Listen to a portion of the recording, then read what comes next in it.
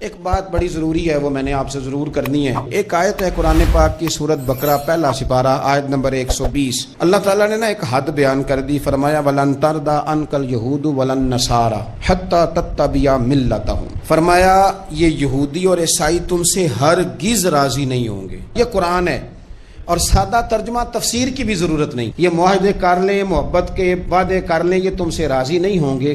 کب راضی ہوں گے؟ حتیٰ تتبع ملتہم، یہاں تک کہ تم ان کے دین کی پیروی کرنے لگ جاؤ۔ میرا جب پہلی دفعہ پاسپورٹ بنا تو میں نے سارا پڑھا، کتابیں پڑھنے کا شوق تھا شروع سے۔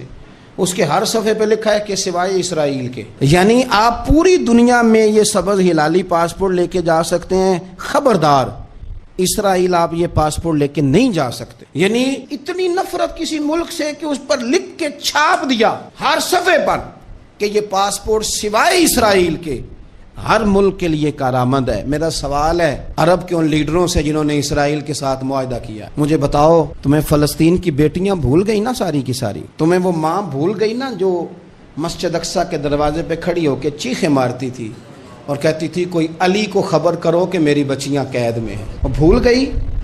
تمہیں وہ بہن بھول گئی نا جس پر شراب کی بوتل انڈیڑتے تھے اسرائیل کے فوجی؟ وہ آپ کو ابھی بھی ویڈیو مل جائے گی۔ وہ انڈیلتے تھے شراب کی بوتل، اسے پکڑتے تھے، دست درازی کرتے تھے، اور وہ بیٹی کہتی تھی یا رحمت للعالم۔ بھول گیا تمہیں وہ سارا کچھ؟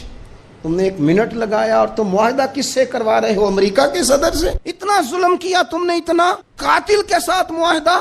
کیا سمجھتے ہو فلسطین والوں کا کوئی والی وارث نہیں؟ سنو، میرے رسول کریم صلی اللہ علیہ وسلم نے فرمایا میرا کوئی مالدار امتی دنیا سے چلا جائے، پیسے جائیدادیں چھوڑ کر، نبی پاک صلی اللہ علیہ وسلم نے فرمایا مسلمان ایک جسد واحد کی طرح، ایک جسم کی طرح، ایک حصہ تکلیف میں ہو تو دوسرا اس کی درد محسوس کرتا ہے۔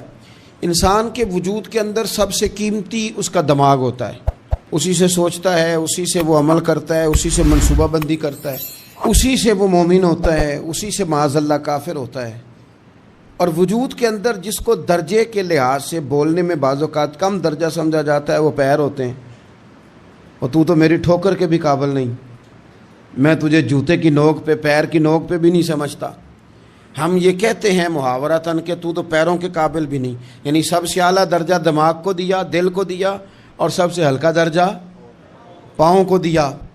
لیکن مجھے بتلائیے گا اگر کبھی پاؤں کی سب سے چھوٹی انگلی، چھنگلیا، چیچی، اس پہ اگر کبھی زخم لگ جائے تو جسم کا سب سے اعلیٰ حصہ دماغ ہے، دماغ نے کبھی یہ کہا ہے کہ چھوڑو یہ تو سب سے نچلا درجہ ہے، نہیں جانا ڈاکٹر کے پاس، اتنا ٹائم کہاں ہے، رہنے دو، چھوٹی سی تو انگلی ہے، خیر ہے؟ ایسا کبھی ہوا ہے؟ دماغ فوراً کہتا ہے کہ باقی کام بعد میں کریں گے، پہلے ڈاکٹر کا پتہ کرو، اس کو مرہم پٹی کراؤ، کیونکہ اسے پتہ ہے کہ اگر یہاں درد رہی تو باقی جسم میں بھی درد رہے گی۔ اور یہ بھی پتہ ہے دماغ کو کہ اگر میں نے یہاں علاج نہ کرایا انگلی کا تو کہیں پیر بھی سارا زخمی نہ ہو جائے، اور اگر پیر کا علاج نہ کرایا تو ٹانگیں اور باقی وجود تک بھی زخم نہ آ جائے۔ لہذا دماغ جلدی فیصلہ کرتا ہے، ٹیسٹ کرانے کا، چیک اپ کرانے کا، دوائی لینے کا، مرہم پٹی کا۔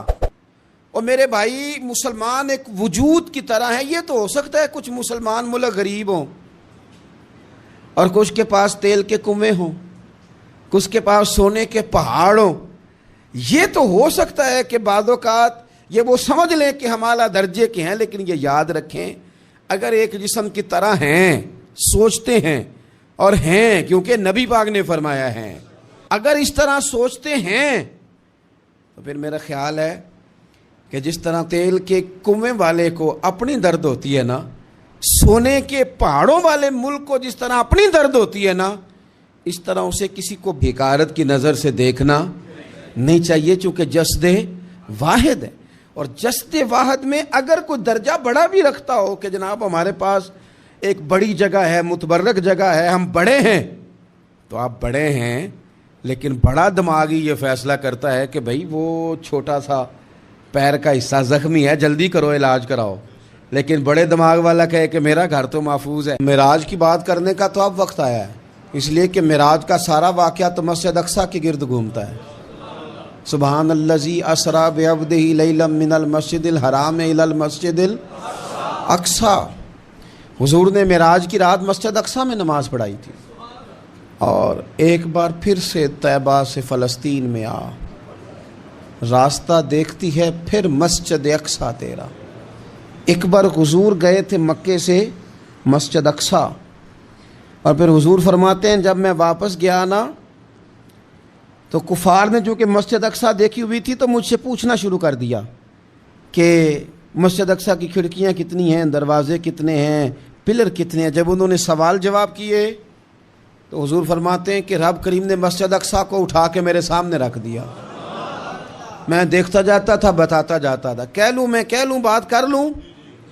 ایک دفعہ حضور مکے سے مسجد اقصیٰ آئے اور ایک دفعہ مسجد اقصیٰ میرے نبی کی زیارت کے لیے مکے گئی، حضور کی زیارت کے لیے مکہ شریف گئی۔ او میرے نبی تو صرف کسی چیز کی طرف ایک دفعہ دیکھ لیں تو وہاں رحمت کے پھول کھلتے ہیں۔ مسجد اقصیٰ کی طرف منہ کر کے 17 مہینے میرے نبی نے نماز پڑھی ہے۔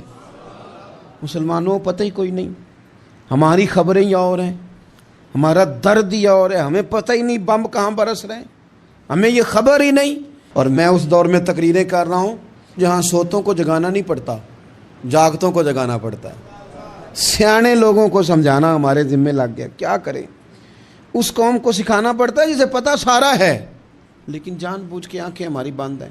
یہ مولوی کو بات کرتا تو لوگ کہتے دیکھو مولوی گالی دیتا ہے، لیکن اگر قائد اعظم محمد علی جناح کہے کہ اسرائیل امریکہ کی ناجائز اولاد ہے تو پھر تو تمہیں ہضم کر لینا چاہیے نا، پھر تو لبرل کو بھی ہضم ہونا چاہیے نا کہ قائد اعظم نے کہا ہے، اور اس ناجائز بچے کو تم نے اتنی طاقتیں دے دی کہ وہ مسلمانوں کے قبلہ اول میں نماز پڑھنے والوں کو بھی نہ بخشے۔ کہاں گئی تمہاری وہ انسانی حقوق کی بڑی بڑی تنظیمیں، کدھر گئی؟ اور میرا پاکستانی میڈیا سے بھی سوال ہے، چند دن پہلے سیالکوٹ میں ایک واقعہ ہوا، ناانصافی ہو گئی جی، ناانصافی ہو گئی جی ایک بی بی کے ساتھ۔ ہر بندے نے شور مچایا، بڑے بڑے طوفان اٹھتے ہیں، کیوں ہوا جی کیوں ہوا؟ تو مسجد اقصیٰ کی توہین ہو گئی تو پھر طوفان کیوں نہیں اٹھا؟ ٹاک شو کیوں نہیں ہوئے؟ بحثیں کیوں نہیں ہوئی؟ میں اس موم بتی مافیا کا کیا کروں؟ ان لبرل لوگوں کا کیا کروں؟ ان کے سپورٹروں ووٹروں کا کیا کروں؟ ان سیاسی جماعتوں کے کارکنوں کو کیا نام دوں کہ جو ان فضول بحثوں میں تو وقت ضائع کرتے ہیں، اور وہ مسجد اقصیٰ جس کے بارے میں میرے نبی پاک صلی اللہ علیہ وسلم سے ایک صحابیہ نے پوچھا تھا، یا رسول اللہ مسجد اقصیٰ میں نماز پڑھنا کتنا کو بہتر ہے باقی نمازوں کے مقابلے میں؟ تو حضور نے فرمایا 1000 گنا بہتر ہے۔ بی بی عرض کرنے لگی سونیا میں جا تو نہیں سکتی، دل بڑا کرتا ہے۔ تو حضور نے فرمایا جا نہیں سکتی تو وہاں تیل ہی بھجوا دے، جس میں حاضری لگوانے کی حضور بات کریں جس مسجد میں۔ اور نبی پاک علیہ السلام نے فرمایا خاص کر کے سفر کرنا ہوا تو 3 مسجدوں کے لیے کرنا، ایک مسجد حرام بیت اللہ کے لیے، ایک مسجد نبوی کے لیے، اور تیسرا مسجد اقصیٰ کے لیے۔ بیت المقدس مسجد اقصیٰ معمولی جگہ نہیں، حضور نے فرمایا 3 سفر کرو تو سمجھنا ہم عبادت کر رہے ہیں۔ کون کون سے؟ فرمایا اگر بیت اللہ جاؤ تو عبادت سمجھ کے جانا، مسجد نبوی کی طرف جاؤ تو عبادت ہے، اور مسجد اقصیٰ کی طرف جاؤ تو یہ بھی عبادت ہے۔ اور فرمایا مسجد اقصیٰ میں جس نے ایک نماز پڑھی اسے 25,000 نمازوں کا ثواب ملے گا۔ اور میرے رسول پاک نے یہ وہ مسجد ہے جس کے ساتھ معراج شریف جڑا ہوا ہے۔ قرآن پاک نے کہا کہ اس مسجد میں سبحان الذی اسری بعبدہ لیلا من المسجد الحرام الی المسجد الاقصیٰ۔ مسلمانوں قرآن کہتا ہے کہ تمہارے معراج کی شان رسول پاک کی مسجد اقصیٰ سے جڑی ہے۔ جس محبوب کو رب معراج کرائے تو مسجد اقصیٰ میں لا کے کرائے۔ وہ جگہ معمولی جگہ ہے، وہ معمولی جگہ ہے مسجد اقصیٰ۔ نبی پاک نے وہاں نبیوں کی امامت کرائی، 17 مہینے اس مسجد کی طرف منہ کر کے تیرے اور میرے رسول نے نمازیں پڑھی۔ چھوٹی جگہ ہے، اور پوری دنیا کا مسلمان اسے چاہیے شرم سے گڑ جائے۔ ایک امریکہ کا صدر بول کے کہتا ہے کہ اسرائیل کو اجازت ہے اسے دارالحکومت بنائے، اور مسلمان حکمران بیان دے رہے ہیں ظالموں لٹیروں تم اپنی سیاستیں چمکانے کے لیے پہلے ایک دوسرے کو گالیاں دیتے ہو، پھر اکٹھے بیٹھ جاتے ہو نمبرنگ کرنے کے لیے۔ تم دین کے اس مسئلے میں سارے اکٹھے کیوں نہیں بیٹھے؟ سارے پاکستان کے سیاستدانوں کو، علماء اور مشائخ کو چاہیے تھا ایک پیج پہ اکٹھے ہوتے، اکٹھے بیٹھ کے ایک بیان ہی دے دیتے، ایک بات ہی کر دیتے. پھر میرا سلوٹ ہے ترکی کے صدر کو، پھر میرا سلوٹ ہے ترکی کے صدر کو. اس نے بہت عرصہ پہلے کہا تھا مسجد اقصی میری خواب میں آئی تھی اور رو کے کہتی تھی آئے مجھے کوئی صلاح الدین ایوبی کا ماننے والا، کوئی آئے مجھے بچائے. کہتے میری خواب میں آئی تھی اور روتی تھی، کہتی تھی کوئی آئے.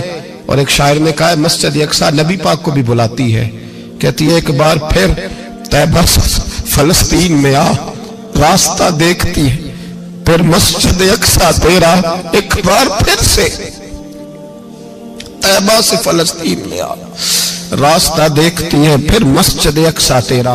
کوئی بولا نہیں اتنا مقدس مقام، چھوٹے چھوٹے بیانوں کہیں اکٹھے ہو جاؤ، میں بتاتا ہوں تمہیں مسئلے کا حل کیا ہے. میں بتاتا ہوں دو کام کرو. ایک کام وہ کرو جو حضرت سلمان فارسی نے کیا تھا، سنو سنو حل سنو مسئلے کا. میں چھوٹا آدمی ہوں پر حل سنو مسئلے کا. زندگی میں ایک کام مسلمان کر لے، جٹ بن کے، بھٹ بن کے، رائی بن کے، پاکستانی، مصری، سعودی بن کے بڑا جی لیا. ایک کام وہ کرے جو حضرت سلمان نے کیا تھا. جب ایک کافر نے پوچھا آپ کا نام کیا ہے تو فرمایا میرا نام اسلام ہے. بولیے سارے میرا نام. کہا تمہارے باپ کا نام؟ فرمایا اسلام. دادا کا نام؟ کہا اسلام. پردادا کا نام؟ بازو تیرا توحید کی قوت سے کمی ہے، اسلام تیرا دیس ہے تو مصطفی ہے. ایک کام وہ کرو جو حضرت سلمان نے کیا تھا. کافر جب پوچھے تو کہو ہم سارے اسلام ہیں. ہم سارے کیا ہیں؟ ہم پہلے مسلمان ہیں، باقی بعد میں کچھ اور چیز. دوسرا کام وہ کرو جو حضرت امیر معاویہ نے کیا تھا. سن لو یہ حال ہے اس مسئلے کا. سنو حضرت مولا علی شیر خدا رضی اللہ تعالیٰ عنہ اور جناب امیر معاویہ کی جنگ ہو رہی تھی، لڑائیاں ہو رہی تھی، اختلافات تھے، فوجیں بیٹھی تھی. حضرت مولا علی اور جناب امیر معاویہ کی جنگ ہو رہی تھی تو روم کے بادشاہ نے، عیسائی بادشاہ نے حضرت علی کو خط لکھا کہ میں تیرے اوپر حملہ کرنے والا ہوں. خط لکھا نا حضرت علی کو، تو جواب حضرت امیر معاویہ نے دیا. چاہیے تھا نا مولا علی جواب دیتے. حضرت امیر معاویہ بولے اور بول کے کہنے لگے اور روم کے کتے ہم گھر میں جتنا مرضی لڑے، یہ نہ سمجھنا تو علی پہ حملہ کرے گا تو میں تماشا دیکھوں گا. فرمایا تو علی پہ حملہ کر تو صحیح، علی سپہ سالار ہوگا اور امیر معاویہ اس کا سپاہی ہوگا. گھر میں جتنا مرضی لڑے پر رسول اللہ کے نام پہ ہم اکٹھے ہو جایا کرتے. یہ رسول اللہ کا دین ہے، اس پہ ہم اکٹھے ہیں، یکجان ہیں. فرمایا علی سپہ سالار ہوگا اور امیر معاویہ سپاہی ہوگا، اکٹھے نکلیں گے اور کفر کو بتائیں گے کہ اگر تم مسلمانوں کی طرف دیکھو گے پھر ہم یکجان ہیں. پھر ہم بولیے پھر ہم گنبد خضرا کے سائے تلے ایک ہیں، ایک ہیں، ایک تھے اور ایک رہیں گے. اس لیے یہ دو کام اگر مسلمان کریں، دو کام ٹھیک ہے. اختلاف ہو گئے، بڑا کچھ ہو گیا، لیکن ان سے کہیں کہ جب تم آؤ گے تو پھر ہمیں علیحدہ علیحدہ نہیں پاؤ گے، پھر ہمیں تم اکٹھے پاؤ گے، اکٹھے میدان میں نکلیں گے. اور کوئی اتنی لمبی چوڑی بات نہیں. میں کیا کروں، میرا تو آئیڈیل بنتا جا رہا ہے طیب اردگان. عجیب بات ہے نا کہ اس کے پاس ایٹمی طاقت آپ سے کمزور ہے، آپ کی تگڑی ہے. اس کے پاس جو فوجی طاقتیں ہیں وہ اپنی جگہ پر، آپ کی فوجی طاقتوں کا لوہا مانتی ہے دنیا. لیکن پھر مجھے کہنے دو نا، میدان میں بندہ ایٹمی طاقت سے نہیں لڑتا، ایمان کی قوت سے لڑتا ہے. اور بول اٹھا ہے نا، کیا کر لیا اس نے اپنی پارلیمنٹ سے خطاب کیا ہے، مطالبہ ہے، علماء سے گزارش ہے، مشائخ سے گزارش ہے، ہر مکتبہ فکر کے آدمی سے گزارش ہے، علماء اور سیاستدانوں سے اپیل ہے کہ پارلیمنٹ کا مشترکہ اجلاس بلائیں. مشترکہ اس میں ہر سیاسی جماعت کا لیڈر بیٹھے اور اکٹھے بیٹھ کے ان کو یہ میسج دیں کہ بازو تیرا توحید کی قوت سے قوی ہے، اسلام تیرا دیس ہے تو مصطفی. اور ان کو بتائیں کہ ہزاروں قومیں وجود میں آئیں، دہر میں خشک و تر کے رشتے سے ہم نے بنیاد دوستی رکھی، یاد خیر البشر کے رشتے سے. مسلمان نہیں ہوتا. صلاح الدین ایوبی اپنے خیمے میں بیٹھے ہیں تو ایک بی بی آ گئی، اس قبیلے کا کوئی شخص مسلمان نہیں ہوتا. بی بی آئی، آگے کہنے لگی میرے 4 بیٹے جنگ میں کھو گئے، چھوٹے چھوٹے بچے جنگ میں کھو گئے، مل نہیں رہے. فوجیوں کو حکم دے مجھے میرے بچے تلاش کر کے دیں.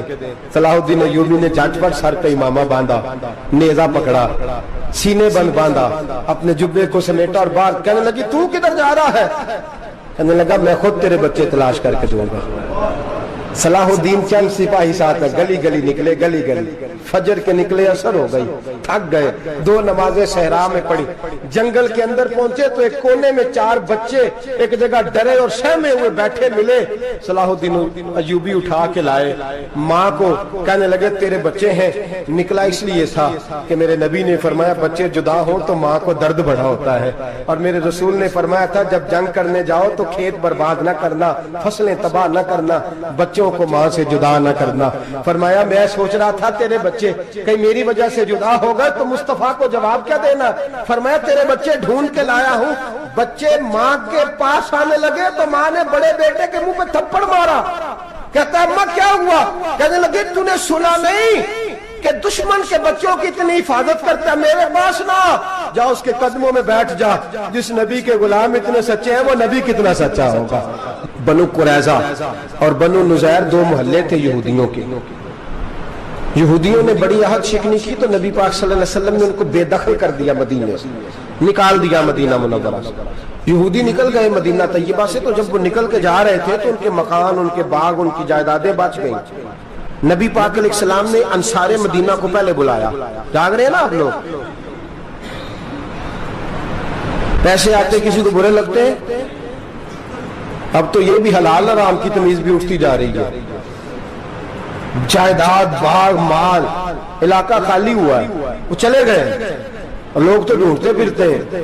اللہ خیر فرمائے، شاملہ جگہ ملتی نہیں اب شہروں میں، وہ کس کس نے نام کرا لیا، کدھر گئی ہے کوئی خبر ہی نہیں، خالی جگہ پڑی ہے۔ میرے نبی پاک علیہ السلام نے پہلے انصار مدینہ کو بلایا، حضور نے فرمایا انصاریوں بہت بڑی جائیدادیں یہودیوں کی، بنو نذیر اور بنو قریظہ محلے خالی ہو گئے، میرا دل کرتا ہے وہ تمہیں دے دوں، اس لیے کہ تم نے اپنے مہاجر بھائیوں کے ساتھ بڑا تعاون کیا، جائیدادیں تم نے دے دی ہیں، مکانات دے دیے ہیں، بڑا کچھ تم نے دیا ہے، میرا دل کرتا ہے وہ تمہارے نام کر دوں۔ تو انصار مدینہ کیا کہنے لگے یا رسول اللہ دے تو ہم نے دیا ہے پر وہ بیچارے جھچکتے ہی رہتے ہیں، وہ جھچکتے ہی رہتے ہیں، کھل کے ہماری چیزیں استعمال نہیں کرتے۔ تو حضور ہم تو پہلے انصار ہیں، ہمارے پاس بڑا کچھ ہے، آپ مہربانی فرمائیں وہ سارا کچھ مہاجروں کو دے دے مہاجرین کو، ہمیں نہیں چاہیے۔ اب چلے گئے بات کر کے، میرے حبیب پاک نے مہاجروں کو بلا لیا، فرمایا بنو نذیر اور بنو قریظہ قبیلے کی جائیدادیں آئی ہیں، تمہارے پاس بظاہر جو چیزیں ہیں بھی وہ بھی انصار مدینہ کی ہیں، تو میرا یہ خیال ہے کہ وہ سارا کچھ تمہیں دے دیا جائے۔ ابو بکر صدیق رضی اللہ تعالیٰ عنہ کہنے لگے یا رسول اللہ صلی اللہ علیہ وسلم ہمارے انصار بھائیوں نے ہمارے لیے دل تک کھول دیے ہیں، حضور انہوں نے ہر چیز بانٹ کے ہمارے سامنے رکھ دی ہے، ہم اتنے خرد غرض ہیں کہ سارا کچھ لپیٹ جائیں۔ کہا حضور ہمارے پاس جو مکان ہے وہ ہے، ہم کاروبار کر رہے ہیں، تجارتیں کر رہے ہیں، مزدوریاں کر رہے ہیں، ہم انشاءاللہ اور بنا دیں گے، آپ یہ ہماری طرف سے ہمارے انصار بھائیوں کو گفٹ کر دیں، آپ انہیں دے دیں۔ میرے حبیب کی آنکھوں میں آنسو آ گئے، میرے نبی پاک علیہ السلام رو پڑے، یا رسول اللہ آپ کیوں روتے ہیں؟ فرمایا تمہارا یہ بھائی چارہ قائم رہا تو اللہ اسلام کو بڑی قوتیں عطا فرمائے گا، اللہ طاقتیں دے گا اسلام کو، اگر تمہارا یہ رنگ قائم رہا، یہ انداز، میرے غلاموں تمہارے یہ طور طریقے، ایک بھائی کہتا ہے دوسرے کو، دوسرا کہتا ہے تیسرے کو۔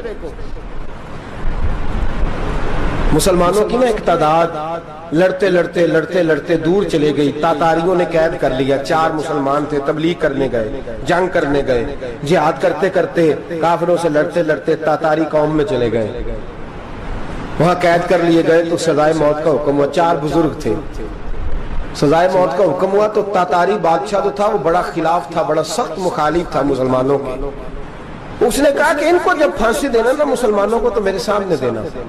اب 4 عالم ہیں، 4 صوفی ہیں، سفید داڑیاں، سر پہ امامے، پھانسی کا وقت آیا تو جو پھانسی گھاٹ ہے وہ ایک ہے، چاروں کو کٹھے پھانسی نہیں ہو سکتی، ایک کو کہا کہ ایک ایک کر کے ان کو پھانسی دو۔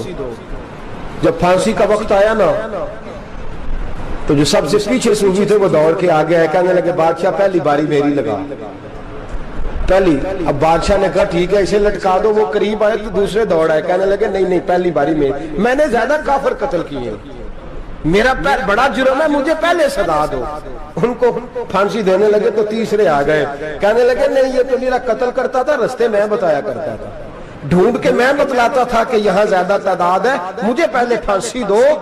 تیسرے کے ساتھ بات ہو رہی تھی تو چوتھا دوڑا آیا, کہنے لگا یہ رستے بتاتا تھا, یہ تبلیغ کرتا تھا, یہ سارا کچھ کرتا تھا, لیکن کہا یہ کہتے تھے چلو واپس چلتے ہیں, میں جانے نہیں دیتا تھا, میں کہتا تھا اور کافر مارنے اور علاقے فتح کرنے, میرا جرم بڑا ہے, مجھے پہلے پھانسی دو. بادشاہ کہنے لگا مجھے 35 سال ہو گئے حکومت کرتے, بڑی دنیا کو پھانسی دی ہے, لوگ تو ایک دوسرے کو دھکے دیتے ہیں کہ پہلے تو جا پہلے تو جا, اور تم کیسی قوم ہو کہ ایک دوسرے پہ قربان ہو رہے ہو. کہنے لگا تم ایک باپ کی اولاد ہو, جاگ رہے آپ لوگ, تاتاری بادشاہ کافر بادشاہ اسلام کی مخالفت کر دیں, ایک باپ کی اولاد ہو کا نہیں, ایک قبیلے کے رہنے والے ہو کا نہیں, ایک ملک کے رہنے والے ہو نہیں. اس نے کہا رشتہ کیا ہے تمہارا, رشتہ کیا ہے؟ تو بول کے کہنے لگے خدا ایک ہے نبی ایک ہے, خدا ایک ہے اور نبی منفرد ایک ہے, اس قوم کی نقصان بھی ایک ہی سب کا نبی, اللہ بھی قرآن بھی ایک. کیا ہی اچھا تھا ہوتے اگر مسلمان بھی ایک, یوں تو سید بھی ہو, مرزا بھی ہو, افغان بھی ہو, تم سبھی کچھ ہو, بتاؤ کہ مسلمان بھی ہو. فرمایا ہمارا اللہ ایک ہے, نبی ایک ہے. تو کہا پھر ایک دوسرے پہ جان کیوں دیتے ہو؟ فرمایا ہمارے نبی نے ہمیں بھائی بھائی بنا دیا ہے, بھائی کا دل نہیں کرتا اس کی آنکھوں کے سامنے بھائی چلا جائے, ہمارا دل نہیں کرتا پہلے مجھے دے پہلے مجھے دے. بادشاہ کہنے لگا تمہارا جذبہ مجھے متاثر کر گیا, جاؤ میں تم چاروں کو آزاد کرتا ہوں, تمہیں آزاد کرتا ہوں. میرے دوستو یہ رنگ تھا, دیکھیں نا, یہ اس دھرتی نے نظام دیکھا ہے نا, اس فلک میں پہلی بار دیکھا, اس زمین نے پہلی بار, اور میرے حضرت صاحب فرمایا کرتے تھے زمین تڑپ کے روئی, اس نے پہلی دفعہ دیکھا. احد کا میدان ہے, 3 صحابہ تپتی ہوئی زمین پہ زخموں سے چور چور پڑے ہیں. حضرت انس بن نضر رضی اللہ تعالیٰ عنہ پانی کا پیالہ لے کے پہنچے, ایک زخمی سے کہا تجھے پانی پلانا ہے, تو کہنے لگا میرے زخم تھوڑے ہیں, وہ جو ساتھ پڑا ہے اس کے زخم گہرے ہیں, پہلے اسے پانی پلا دے, جا اسے دے دے. اس کے پاس پہنچے تو وہ کہنے لگا وہ مجھ سے پہلے گرا تھا, اس کا زخم زیادہ گہرا ہے, اسے پانی پلا. تیسرے کے پاس گئے تو کہنے لگا چوتھا تڑپ زیادہ رہا ہے, اس کی عمر زیادہ ہے, میں تو جوان ہوں برداشت کر لوں, بڑھاپے کی وجہ سے نڈھال ہو گیا, پہلے اسے پانی پلا. چوتھا کہنے لگا پانچویں کے پاس جا, پانچواں کہنے لگا چھٹے کے پاس جا. حضرت انس بن نضر کہتے میں رو پڑا, میں نے کہا محمد کے غلاموں, رسول نے تمہیں کیسا جذبہ دے دیا ہے, زبانیں پیاس سے باہر ہے لیکن تمہاری اخوت مرتے دم تک قائم ہے. کہتے میں 7ویں کے پاس گیا تو کہنے لگا اگر 6 قربانی دے سکتے ہیں تو مجھے خود غرض نہ سمجھ, میں نے نہیں پانی پینا, جا پہلے کے پاس لے جا. کہتے میں پہلے کے پاس آیا تو روح پرواز کر گئی, دوسرے کے پاس آیا تو روح پرواز کر گئی, میں 7ویں تک آیا تو انتقال کر گئے. کہتے ہیں پانی کا پیالہ میں نے اٹھایا اور میں نے زمین پہ رکھا تو میں نے کہا پانی گوا رہنا, محمد کے غلام مر تو جاتے ہیں پر ایک دوسرے کا خیال بڑا رکھا کرتے ہیں, گوا رہنا یہ مر جایا کرتے لیکن ایک دوسرے کا درد. میرے دوستو لٹا ہوا برما, روتے ہوئے مسلمان, سسکیاں اور آہیں لیتی ہوئی مائیں پوچھتی ہیں اے خاصا اے خاصان رسول, وقت دعا ہے, امت پہ تیری آ کے عجب وقت پڑا ہے. وہ دین جو بڑی شان سے نکلا تھا وطن سے, پردیس میں وہ دین آج غریب الغربا ہے. فریاد ہے اے کشتی امت کے نگہباں, بیڑا یہ تباہی کے قریب آن لگا ہے. اور کیا خوبصورت جملے کہے تھے کہ نبی پاک صلی اللہ علیہ وسلم نے, حضور نے فرمایا تھا میرا مومن ایک جان کی طرح ہوتا ہے, ایک جان کی طرح ہوتا ہے, ایک کو تکلیف ہو جسم کے ایک حصے کو, سارا حصہ پریشان ہوتا ہے. فرمایا یہ ایک مکان کی طرح ہے, ایک اینٹ دوسری اینٹ کو مضبوط کرتی ہے. فرمایا یہ مضبوط لوگ ہیں, یہ مضبوط لوگ. حضرت عمر فاروق کا زمانہ ہے, ایک آدمی نے سیری بھیج دی ایک گھر میں بطور تحفہ, قحط کا زمانہ تھا, گوشت ملتا نہیں تھا, جانور. ایک آدمی نے سیری بھیج دی ایک آدمی کے گھر میں. اس نے کیا کیا, اس نے اپنی بیوی سے کہا ہماری تو خیر ہے, ساتھ والا پڑوسی زیادہ غریب ہے، ادھر نہ بھیج دے. یہاں گندم امیر شہر کی ہوتی رہی خراب اور بچی کسی فقیر کی فاقوں سے مر گئی. کہا ساتھ والے پڑوسی کے گھر سے میں کئی دنوں سے بھوک کی آوازیں، وہاں بھیج دے. اس کے گھر گئی تو اس کی بیوی شوہر کو مشورہ دیتی ہے، کہتی ہے میرے بچے تو دلیر ہے، ساتھ والے کے چھوٹے ہیں، وہ گزارا نہیں، ادھر نہ بھیج دیں. ادھر گئی. ایک روایت ہے 7 گھر، ایک روایت ہے 21 گھر. 21 گھروں میں گھومتی ہوئی وہ سری پھر پہلے کے گھر میں آ گئی. اور پہلا صحابی کہنے لگا صرف تو نے ہی محمد کا کلمہ نہیں پڑھا، باقی 20 نے بھی پڑھا ہوا ہے. صرف تو نے ہی رسول اللہ سے یہ درس نہیں لیا، باقیوں نے بھی لیا ہے. اور صرف تیرے اندر ہی جذبہ اظہار نہیں، تو ہی صرف مسلمانوں سے پیار نہیں کرتی، سارے ہی پیار کرتے ہیں. وہ سری پھر آ گئی ہے. اب کیا کرنا ہے؟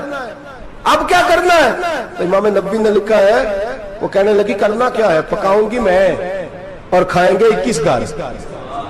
پھر بھی اکیلے نہیں کھائیں گے، پکاؤں گی میں اور کھائیں گے 21 گھروں کے مطابق شوربہ پکا. اور پھر برتن میں ڈال کے وہ بی بی ایک گھر کا دروازہ کھٹکھٹاتی ہے، کہتی ہے مصطفیٰ کے غلاموں نکلو باہر اور کھاؤ، اس لیے کہ جس نبی نے مجھے پیار کا حکم دیا اسی نے تمہیں بھی پیار کرنا سکھایا ہے. یہ رنگ چشم فلک نے سکھایا ہے.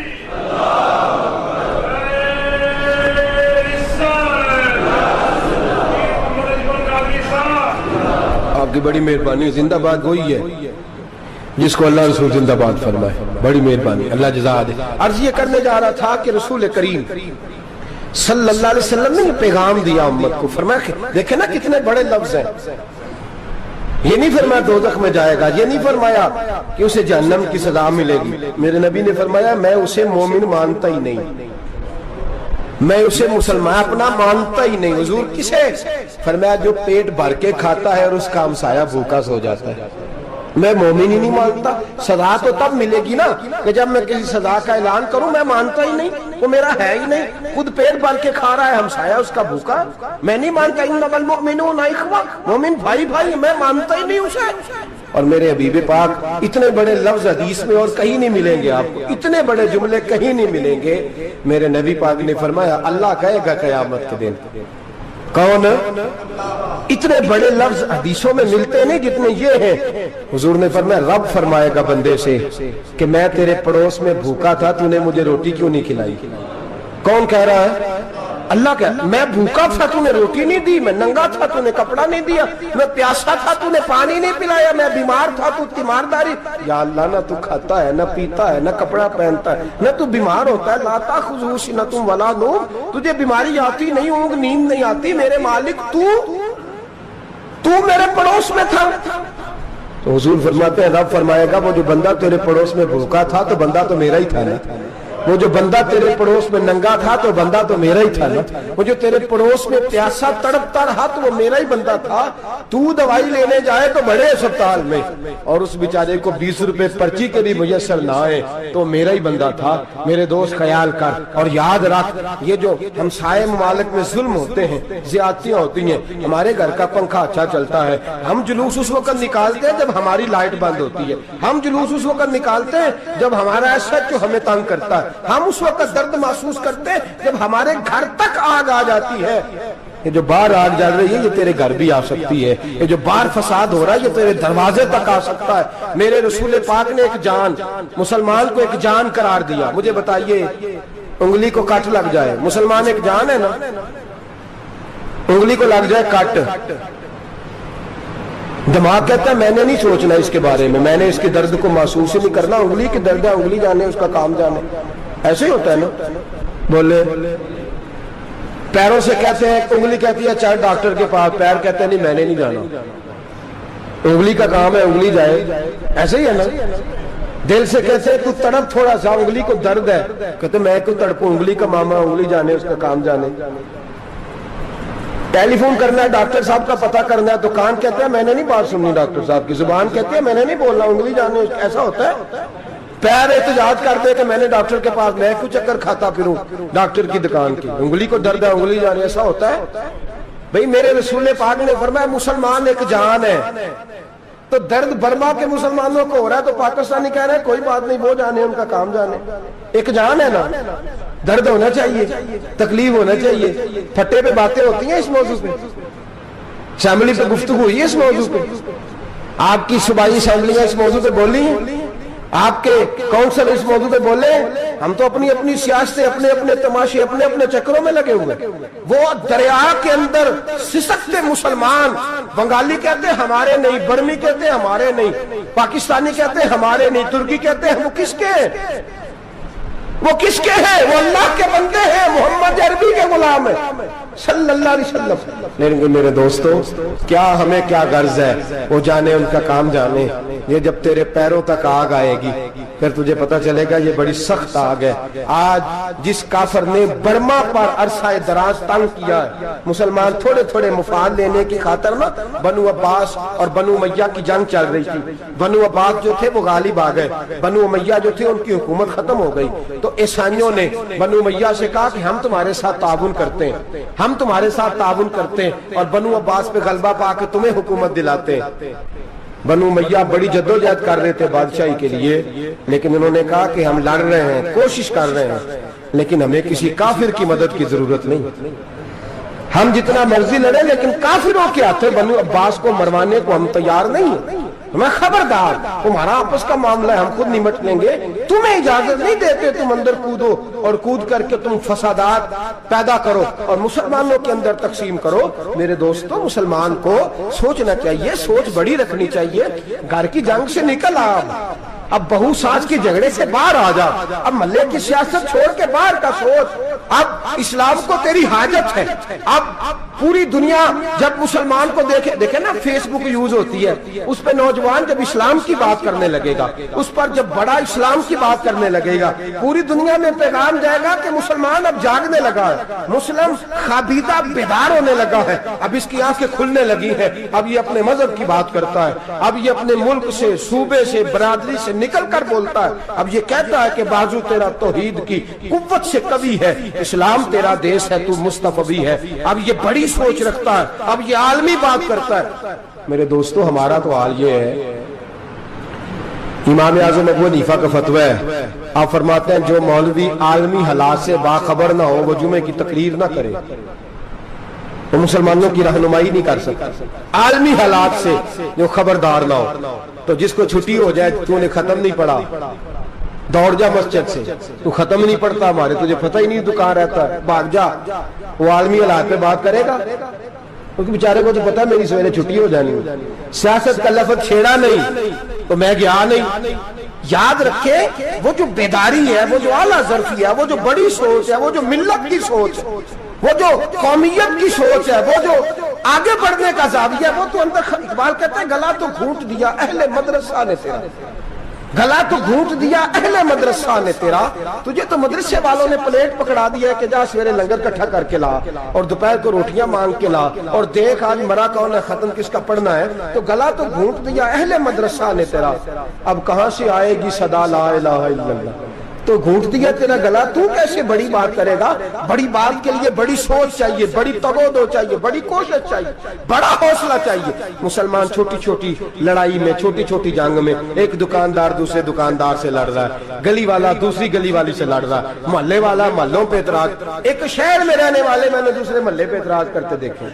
यकीन करें, एक शहर में रहने वाले, इलाके में बसने वाले कहते हो भाई तौबा है, इस मोहल्ले तो अल्लाह ही बचाए, ला हौला वला कुव्वत। वो जो तकसीम दर तकसीम की सोच है, उसने छोटे छोटे टुकड़ों में मुसलमानों को बांट दिया है। छोटी छोटी तकसीम है, छोटा छोटा हमारा मिजाज है, छोटी सोच है। बड़ी सोच की बात सुनिए, सलाहुद्दीन अय्यूबी, जाग रहे हैं ना आप लोग, तुस आखने हजरत साहब एडी वड्डी गल छेड़ छड़ी है, इसका मतलब ही कोई, किन्ने बर्मा जाना है तो किन्ने मदद करनी है। मैं तो भाई फरीजा सर अंजाम दे रहा हूँ। मेरे नबी ने फरमाया बुराई को या हाथ से बदल, हाथ से नहीं बदल सकता तो जुबान से तो बोलना। तो मैं माजूर हूँ, कमजोर आदमी हूँ, हाथ से बदलने की ताकत नहीं रखता, तो दूसरे दर्जे पे तो मुझे अमल करने दो ना। असर करे न करे सुन तो ले मेरी फरियाद, नहीं है दाद का तालिब ये बंदा आजाद, रोने तो दो, तड़पने तो दो, आहें तो बहाने दो, सिस्कियां तो लेने दो, मार खाई है तो तड़पने तो दो। वो कुरान पाक बर्मा में पाबंदी लगी है, तो मैं यहाँ सोचने लगा हूँ कि वहां तो पाबंदी लगी है, यहाँ पहले ही लोग कोई नहीं पढ़ती। माज़अल्लाह ताला हालात दिन प दिन मुसलमानों के लिए एक एक करके, अफगानिस्तान में जो आग लगी थी, फिर वो इराक में भी लगी, फिर वो लीबिया में भी लगी, फिर वो मिस्र में भी लगी, फिर वो यमन में भी लगी। सऊदी अरब में धमाके हुए, मेरा दिल तड़पा है, मुझे परेशानी हुई, मैं बच्चे पास थे, मैं बड़ा डिस्टर्ब हुआ। मैंने कहा यार ये हमारा सबका इजमाई अकीदत का मरकज है, हम कम से कम 1000 इख्तलाफ के बावजूद कहा करते थे कि अरब में अमन है यार, वहाँ सुकून है, वहाँ दुकानें खुली छोड़ के लोग चले जाते हैं, वहां भी फसाद होने लगा, वहां भी आग बढ़ गई है। लेकिन हम सिर्फ छोटी छोटी करके जब आग बुझाने की कोशिश करेंगे उस वक्त आग नहीं बुझेगी। जब हर आदमी अपने प्याले में पानी लेके आएगा, हर शख्स अपने घर की नल चलाएगा, हर शख्स नलका चलाएगा और पानी निकाल के ये आग बुझाएगा, तब ये आग बुझेगी। हर आदमी को किरदार सोच बड़ी करे, नजरिया बड़ा करे, मिल्लत की बात करे, मुसलमान होके सोचे, मुसलमान होके सोचे खुदारा निकले ये घर के झगड़ों से, थोड़ी देर के लिए अपने आप को बड़ा करे, बड़ी सोच आप बनाए। जब दोस्तियां लगाएं, यराने लगाएं, फिर छोटे मोटे हिसाब से बचें। बाबा बुल्ले शाह साहब फरमाते कोरे वर्क किताब नहीं हुंदे, कोरे वर्क किताब नहीं हुंदे, पत्थर दिल गुलाब नहीं हुंदे, ओ बुल्लिया यारी सोच के लाई यारा नाल हिसाब नहीं हुंदे। फिर जरा निकले इस हिसाब किताब से बाहर, बुल्लिया यारी सोच के लाई यारा नाल हिसाब नहीं हुंदे। फिर जरा बड़ा ज़हन करे, छोड़े अपने हिसाब, युबसिरून अला अनफुसिहिम वलनबलुवन्नकुम बिशैइन मिनल खौफि वल जूइ व नक्सिन मिनल अम्वालि वल अनफुसि वस समरात। फिर हिसाब किताब से निकले, फिर इमाम अली मकाम की तरह ये सोच बनाए कि हुसैन के बच्चे चले जाए तो कोई हर्ज नहीं, उम्मत पर आंच नहीं आनी चाहिए। एक इमाम अली मकाम, कल तक इमाम मैदान में खड़े थे तो अकेले थे, लेकिन आज पूरी दुनिया कहती है हुसैन हमारा है, हुसैन हमारा। आज नजरिया इमाम अली मकाम जिंदा है, तू अकेला है तो खड़ा हो, ये ना कहा कर छोटी सी मस्जिद है, एक कोना का खड़कावा, मौलाना तकरीर कर रहे हैं तो क्या बनेगा, एक आवाज कहीं से गूंजा करती है, फिर उसमें तासीर मेरा अल्लाह पैदा फरमा दिया करता है, फिर उसके अंदर कुव्वत मेरा रब पैदा फरमा दिया करता है, फिर अल्लाह उसमें तासीर पैदा करके 4 दांग आलम में फैला दिया करता है। सलाहुद्दीन अय्यूबी, मुसलमानों पे जुल्म हुआ, फलस्तीन में आग लगी और पूरे फलस्तीन की गलियां खून से भर गई। एक दिन के अंदर 70,000 मुसलमान कत्ल हुआ। घोड़ों से सड़कों पे चला नहीं जाता था, घोड़े फिसलते थे, इतना खून था, और कच्ची सड़कें थी, इतना खून था। पहले कच्ची जमीन ने खून पिया, फिर खून उससे बाहर आया, फिर भी इतना सख्त 70,000 आदमी कत्ल हुआ। सलाहुद्दीन अय्यूबी कौन थे? मेरे गौसे आजम जिलानी के मदरसे के तालिब इल्म थे। जामिया निजामिया मदरसा, ये मदरसे हैं जिन्होंने दीन के मुजाहिद पैदा किए, मदारस है जिन्होंने दीन के मुजाहिद पैदा करके पूरी दुनिया के अंदर फैलाए हैं। मदारस के अंदर दहशत गर्दी आई, मैं इख्तलाफ नहीं करता, लेकिन अभी भी मदरसे हैं जिन मदरसों से रसूलुल्लाह के दीन का सच्चा दरस दिया जाता है, अमन प्यार और मोहब्बत की फिजा को आम किया जाता है वो मदारस, और इंशाअल्लाह क़यामत की सुबह तक वो मदरसे कायम रहेंगे। सलाहुद्दीन अय्यूबी मदरसे के तालिब इल्म है, मदरसे का, लेकिन मदरसा उसका था जो साथ दरवेश भी था, जो साथ अल्लाह रसूल के अहकामात मोहब्बत के साथ फैलाने वाले गौसे आजम जिलानी का मदरसा था। उस मदरसे का पढ़ने वाला तालिब इल्म, देखे ना, इल्म दीन शहीद कौन था? नाते पढ़ने वाला था ना, खत्म दिलाने वाला था। आमर चीमा शहीद कौन था? नाते पढ़ने वाला था ना। ये नाते वो चीज होती है जो दिलों के अंदर असर पैदा कर देती है, जो नबी पाक की मोहब्बत को परवान चढ़ाती है, और यही चिराग जलेगा तो रोशनी होगी। सलाहुद्दीन अय्यूबी अकेला अपने दोस्तों से कहने लगा मुसलमानों की मदद, चंद सालों में निकलो मदद करें। उन्होंने कहा तेरे निकलने से क्या होगा? कहने लगा मैंने नहीं निकलना, मेरे अल्लाह ने मेरी मदद करनी है, मेरे अल्लाह ने मेरी उठ बांध कमर, क्या डरता है फिर देख खुदा क्या करता है। और मैं मुझे निकलने दे, अल्लाह मेरी मदद करेगा। थोड़ा थोड़ा करके फौज जमा की, कोशिश की। चंद सालों के बाद उसी जगह जहां मुसलमानों का खून बहा था, अल्लाह ने इस्लाम का झंडा फिर से बुलंद कर दिया। सलाहुद्दीन अय्यूबी फातेह बन के मस्जिद अक्सा के दरवाजे पे खड़ा है। चंद साल गुजरे, ईसाइयों का अपना वो जुल्म अभी याद है, और ईसाई सारे लीडर कहते हैं तैयारी कर लो, अब हमारे बच्चे काटे जाएंगे, औरतें बेवा होंगी, गर्दनें कटेंगी, अब देखना जितना खून हमने बहाया था मुसलमान उससे दुगना बहाएंगे। सलाहुद्दीन अय्यूबी घोड़े पे खड़े हैं और पूछते हैं ओ ईसाइयों बताओ तुम्हारे साथ क्या करूं? गर्दनें झुक गईं, जवाब कोई भी नहीं। तुमने 70,000 मुसलमान एक दिन में मारा था, बोलो तुम्हारे साथ क्या करूं? तुमने एक दिन में मुसलमान यूं काटे जैसे गाजर मूली काटी जाती है, बोलो क्या करूं? عیسائی کہنے لگے ہمیں اپنے ظلم یاد ہے، تشدد یاد ہے، بربریت یاد ہے، تو بہتر جانتا ہے تو نے کیا کرنا ہے۔ صلاح الدین ایوبی گھوڑے پہ فاتح کھڑا ہے، آنکھوں میں آنسو آئے، تڑپ کے رویا، کہنے لگا میں تمہارے ساتھ وہی سلوک کروں گا جو میرے مصطفیٰ نے قریش مکہ کے ساتھ فرمایا تھا، لا تصریب علیک، جاؤ تم پر کوئی زیادتی، جاؤ تم آزاد ہو۔ اس نے کہا تو کر کیا رہا ہے؟ کہنے لگا میں کیا کروں، میں اس محمد کا ماننے والا ہوں جس نے معاف کرنا سکھایا ہے صلی اللہ علیہ وسلم، میرے پیروں میں زنجیر ہے رسول اللہ کی غلامی کی، جاؤ تم آزاد ہو۔ اس نے کہا تم آزاد ہو، لوگوں نے کلمہ پڑھنا شروع کر دیا، اشہد ان لا الہ الا اللہ واشہد ان محمدً عبدہ۔ سارے قبیلے کے کچھ نہ کچھ لوگ مسلمان، ایک قبیلہ رہ گیا مسلمان نہیں ہوتا۔ صلاح الدین ایوبی اپنے خیمے میں بیٹھے ہیں تو ایک بی بی آ گئی، اس قبیلے کا کوئی شخص مسلمان نہیں ہوتا، بی بی آئی آگے کہنے لگی میرے 4 بیٹے جنگ میں کھو گئے، چھوٹے چھوٹے بچے جنگ میں کھو گئے، مل نہیں رہے، فوجیوں کو حکم دے مجھے میرے بچے تلاش کر کے دیں۔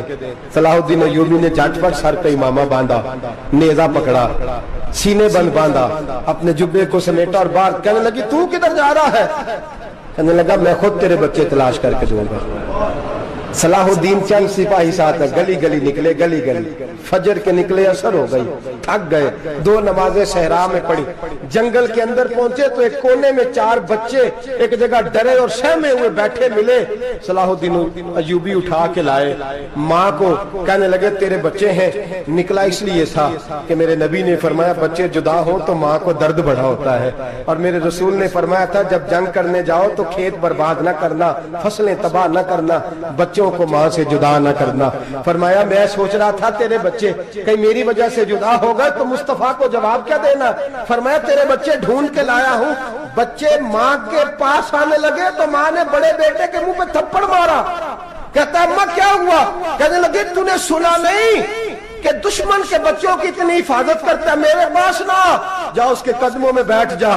جس نبی کے غلام اتنے سچے ہیں وہ نبی کتنا سچا ہوگا، جس نبی کے نوکر اتنے کھڑے ہیں وہ نبی کتنا کھڑا ہوگا، جا کے کلمہ پڑھ لے۔ میرے دوست یہ اسلام ہے جس نے غیروں کا درد بھی اپنے سینے میں رکھا۔ اقبال کہتا ہے سارے زمانے کا درد ہمارے ہی سینے میں ہے، برما کا مسلمان ہو یا عراق، لیبیا، افغانستان، کشمیر کا مسلمان ہو، میرے دوست وہ غیر نہیں ہے، وہ تیرا اپنا ہے۔ اس کا رنگ نہ دیکھ، اس کی بولی نہ دیکھ، اس کا قبیلہ اور علاقہ نہ دیکھ، دیکھ کہ وہ تیرے رسول کا کلمہ پڑھتا ہے، وہ دیکھ کہ وہ کعبے کی طرف منہ کر کے نماز پڑھتا ہے، دیکھ کہ تیرا اور اس کا نصاب زندگی قرآن ایک ہے۔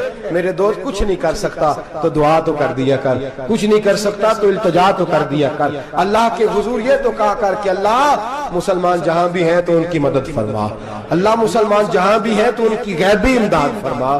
یہ دعا تو میرے دوستوں ضرور کیا کرو، سوچ بڑی کریں، جب بھی آپ بولیں، جب بھی آپ لکھیں، جب بھی کسی سے بات کریں تو بحیثیت مسلمان کے بات کریں، بحیثیت ایک نبی پاک کے غلام کے بات کریں۔